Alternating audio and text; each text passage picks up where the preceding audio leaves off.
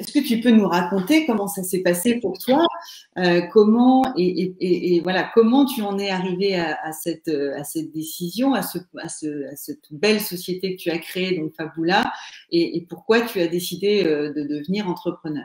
Ah, tout un programme. Alors ça, c'est pas fait en un jour, hein. Je pense que c'est l'histoire d'un long processus quand même. Euh, Moi, je suis tombée sur burn-out, comme beaucoup, j'avais plus du tout envie de retourner dans le monde du travail. Ce que j'avais connu me faisait peur. J'avais l'impression qu'en termes de valeur, ça défendait pas ce que je voulais. En termes d'humanité, notamment, j'avais besoin qu'on soit en lien avec d'autres. J'avais besoin de plus de créativité. J'attachais beaucoup de valeur à la qualité du travail bien fait et pas tant à la productivité. Et tout ça me faisait que j'osais plus aller vers le travail. Et puis, j'avais besoin je pense, retrouver une fibre qui était essentielle chez moi. Et ça, le parcours que j'ai fait avec Catherine m'a permis de renouer avec ma part créative, avec ce que j'aimais dans la communication, le fait de transmettre un message. Et je dois dire aussi que j'ai vu certains exemples qui m'ont beaucoup inspiré, le tien, notamment Catherine, qui vraiment disait que la vie d'entrepreneur, c'était pas forcément de travailler H24, ce qu'on entend beaucoup. Que finalement, quand on est entrepreneur, il faut travailler du matin au soir, tous les week-ends, et puis c'est qu'en répondant à toutes les attentes des clients qu'on va s'en sortir. Et ça me faisait très peur, mais au final, quand je voyais, que ce soit Catherine ou d'autres, qui témoignaient que c'était possible d'allier qualité de vie et puis finalement plaisir, parce que finalement, on passe tellement d'heures au travail que ça me semblait essentiel. Que c'est là que je me suis dit, allez, je saute le pas. Et puis comme mes idées étaient un peu folles, enfin, je ne voyais pas trop où je pouvais les appliquer, c'était parfait de se dire, je crée d'entreprises qui me ressemblent et puis qui portent ce que j'ai envie de défendre. Ouais. Et alors, on en parlait tout à l'heure un petit peu avant de commencer, mais c'est vrai que voilà, tu étais dans un domaine associatif et tu l'es toujours avec ton association à la loupe là. Donc tu t'éclatais en faisant des scénarios, des murder parties, etc. Exact. Où tu faisais déjà un petit peu ce que tu proposes aujourd'hui avec Faboula, mais pour toi c'était totalement incompatible avec une activité professionnelle. Je crois qu'il y avait un côté dans le côté rémunérateur où ça me semblait absolument impossible. Ça veut dire que du moment que j'avais du plaisir, enfin, il y avait un peu, je faisais une égalité entre travail égal un peu souffrance ou difficulté, et c'était pas possible de s'éclater en gagnant sa vie quelque part.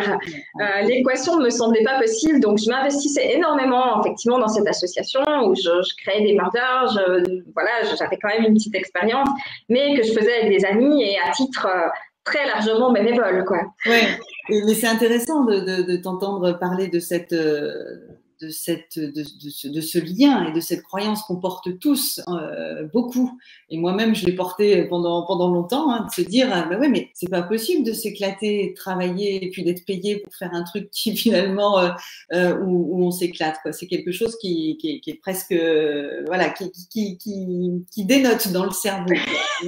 Il y a un truc qui bug. On se dit mais non, c'est pas possible. Est-ce que tu te rappelles ce que tu disais quand on a un petit peu soulevé le couvercle vers ce qui est devenu Faboula?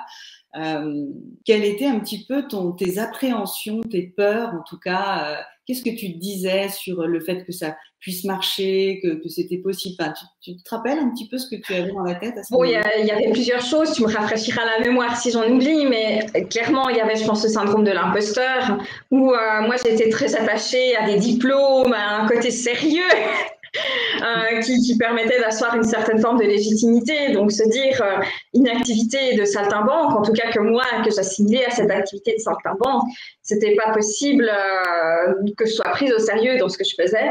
Ouais. Et puis, j'avais, je pense, cette grosse peur qui était vraiment de me faire bouffer et puis de réussir à me préserver. Donc, je préférais quelque part garder ce plaisir dans une activité associative en me disant là au moins je m'éclate, mais je vais pas me retrouver dans des obligations liées à une activité rémunératoire qui fait que je vais plus réussir à me préserver.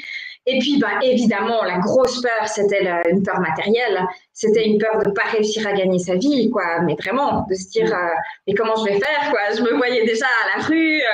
aux services sociaux. Et puis, même, je pense, un conflit un peu de, comment on pourrait dire, vis-à-vis de la famille. Quelque part, c'était un peu trahir toutes des croyances que ma famille avait portées, que m'avait transmis, en me disant, les artistes, c'est bien joli, mais ça ne peut pas gagner sa vie. Et tout ça, il a fallu travailler, en prendre conscience déjà, parce qu'en fait, on les porte, mais on s'en prend pas conscience. Ouais. Donc, on agit de manière très automatique. Voilà, je pense que tout le travail que tu m'as accompagné à faire et cette analyse, tu le dis souvent, hein, mais que le burn-out, c'est une rencontre entre un contexte et une personnalité. Et pour moi, c'était vraiment ça, c'était de me rendre compte ce qui m'empêche d'avancer. Aussi la posture, parce que j'étais dans une forme de quête de reconnaissance au niveau professionnel qui m'amenait à faire des choses où finalement en termes de valeur j'étais peut-être pas d'accord, mais pour trouver cette reconnaissance, j'allais le faire. Ouais. Et me recentrer, de me remettre dans ce que je défendais et puis oser me dire que finalement j'essaye et puis parce que j'y crois, il y en a peut-être d'autres qui trouveront que ce que je propose a un sens. Je pense que c'était ce que tu m'as amené à faire.